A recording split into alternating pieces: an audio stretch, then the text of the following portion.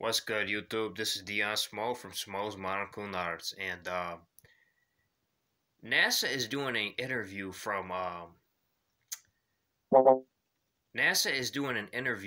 the ISIS 20, and they're doing this interview 550,000 miles away to this school, and I want to pinpoint and kind of question some answers to what this kid asked this NASA chick from the ISIS 20 all the way from space.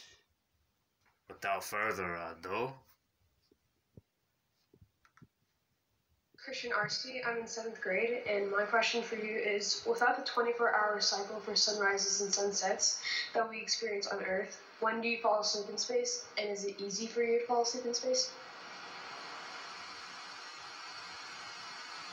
You're exactly right. We have 16, 17 sunrises and sunsets every single day, and that's because we're orbiting around the Earth about every hour and a half. So we can't just go to sleep when it's night and wake up when it's day. So we have very designated times. We actually sleep according to the sort of night.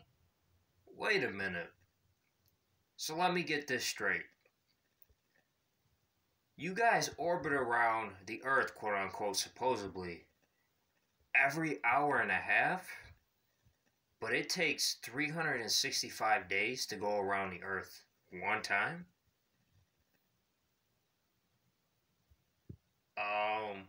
Something's not adding up with that. The sort of nighttime of the time zone that we follow here on board the International Space Station. And of course, we could pretty much pick any time zone to follow. So we pick a time zone that's kind of in between all of the different centers on Earth that we work with.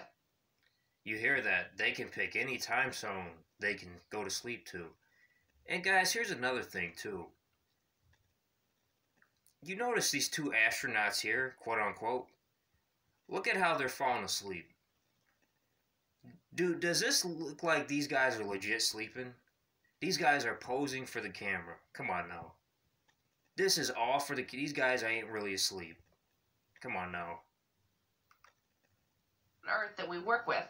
We work with centers in Moscow, Japan, Europe, and of course Houston.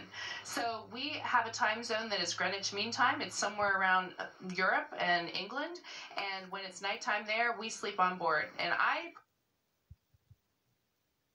somewhere around Europe and England. Isn't England in Europe? Personally think sleeping in space is wonderful. It's very comfortable, and we basically have a sleeping bag that we can attach to any surface, the wall, the ceiling, whatever, zip ourselves up in it, and just float our arms out and fall asleep. Yeah, that looks very comfortable, let me tell you.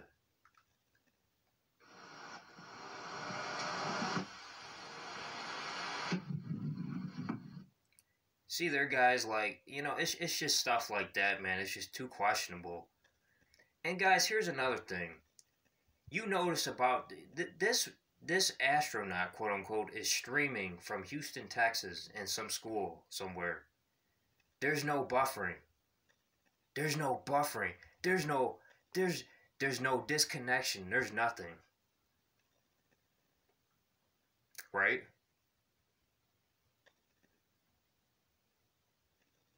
These guys can stream and do a video, do a stream in Skype from 500, 200,000 miles away. No buffering, nothing.